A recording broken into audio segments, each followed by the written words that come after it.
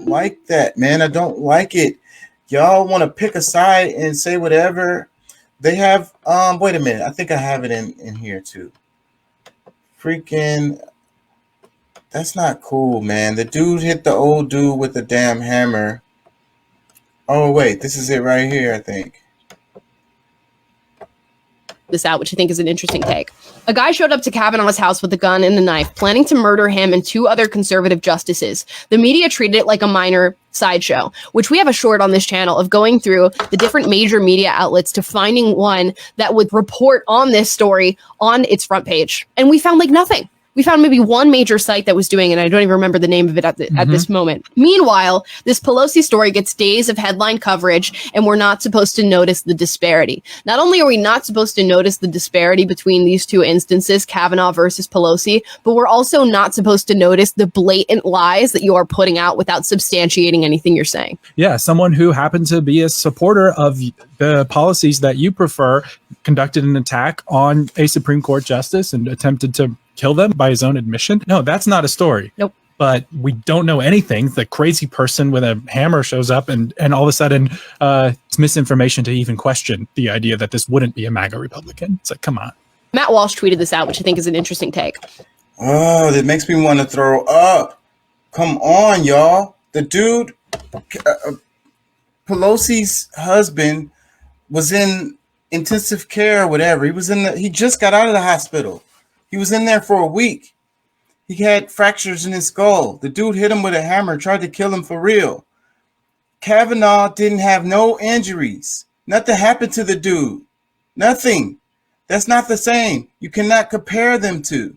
He got hit in the head. Kavanaugh got nothing. That's totally, completely different. One is a story. Both of them are a story, but the guy got hit. He almost killed him, like, for real. And you guys are acting like it didn't even really happen.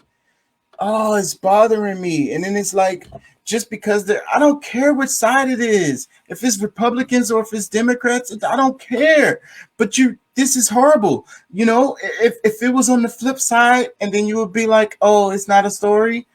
Or how would you be? Would you be like, because it's your team? It depends on which team it is. Come on, these are real people and they're really alive. Have some freaking compassion for human life.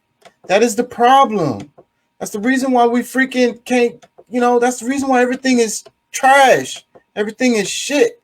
Because people having this attitude of, I'm just going to root for my team like it's a baseball game. No, these are real people. They're really alive and they can really be dead if somebody came and killed them. And then you're gonna make jokes about that and you're gonna post that online?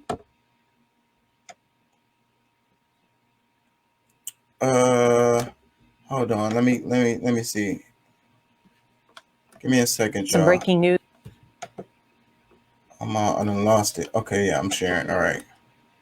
Out of California, Paul Pelosi, husband of House Speaker Nancy Pelosi, was released from the hospital late this afternoon, and he has returned home after being attacked on Friday. Today, federal authorities said the Canadian man accused of attacking Pelosi may be in this country illegally. The Department of Homeland Security said the suspect, 42-year-old David DePape, may have overstayed his authorized entry into the country in March of 2008. And I was talking about immigration. Some breaking news out of illegal immigrant. And then what I was saying when I was making the argument for the longest, the majority of the people that's here are people that overstay their visas, not the people they're saying it's a flood coming through the damn border, the southern border. The majority of the illegal immigrants that's here came here with a visa and overstayed it. Okay. And like I say, the dude got out the hospital. He was in there for a week. That's an actual real thing that happened. Like was Kavanaugh in the hospital, y'all, when that shit happened? Hold on, man. I think I have some more on this. Where's some more on Pelosi's husband? Let's see. I was watching a lot of shit. Fucking, I'm gonna have to look it up. Freaking, it's a real thing that happened, y'all, and y'all arguing about the facts. Can we all agree on the facts of things? Like we can't even do that. What actually happened?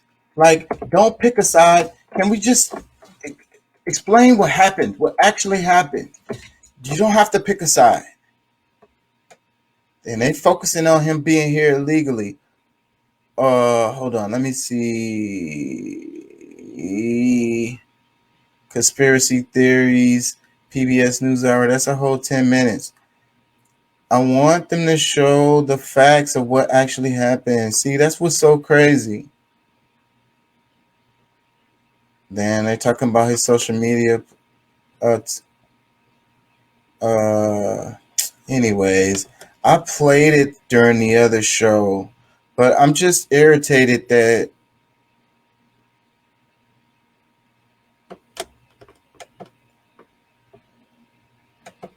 let's play some of this. As we reported, the man who attacked House Speaker Nancy Pelosi's husband, Paul, in his home on Friday is facing federal criminal charges. The suspect has been charged with one count of assault of the immediate family member of a U.S. official, in this case, Speaker Pelosi, in retaliation for that official's duties, and one count of attempted kidnapping of a U.S. official. Now, that's in addition to a host of charges filed locally by the San Francisco district attorney, including attempted murder, assault with a deadly weapon, and elder abuse. Lisa Desjardins has an update on what we know and on the flood of disinformation being spread on the right. Out of San Francisco, alarming details of the assault on Speaker Pelosi's family. In an affidavit, FBI agents testify that suspect David DePape brought zip ties, tape, and rope with him, and that his plan was to tie up Speaker Pelosi and break her kneecaps if she didn't answer questions the way he wanted.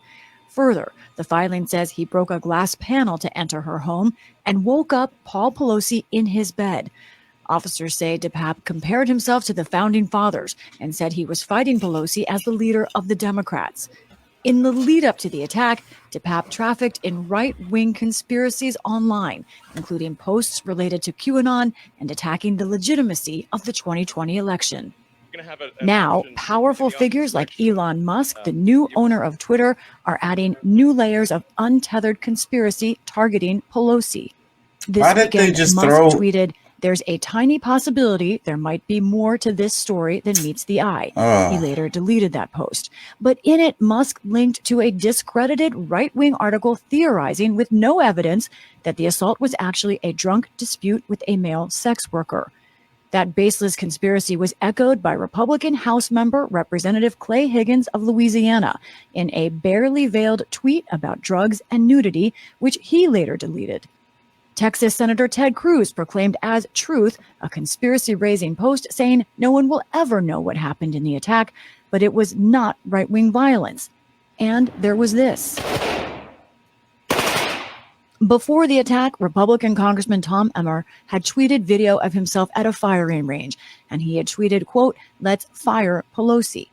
Emmer, who heads the Republican efforts to retake the House, kept that video and tweet up even after the attack.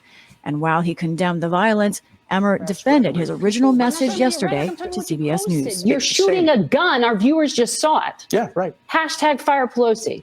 Exercising our Second Amendment rights, having fun. Meantime, the top House Republican in the country, Kevin McCarthy, did condemn the attack outright on Fox News this weekend. Let me be perfectly clear. Violence or threat of violence has no place in our society. And what happened to Paul Pelosi is wrong. But he has not yet sent out a single tweet or issued a public written statement on the assault. President Biden had this message for Republicans. The talk has to stop. That's the problem. That's the problem. You can't just say, I feel badly about the violence. We condemn it. Condemn. Stop bringing out Biden when y'all trying to make a point. That doesn't work. It's not a good move. Dime qué tú quieres, papi. ¿Quieres que lo mueva para ti? Mueve, mueve. ¿Te gusta cuando me muevo así?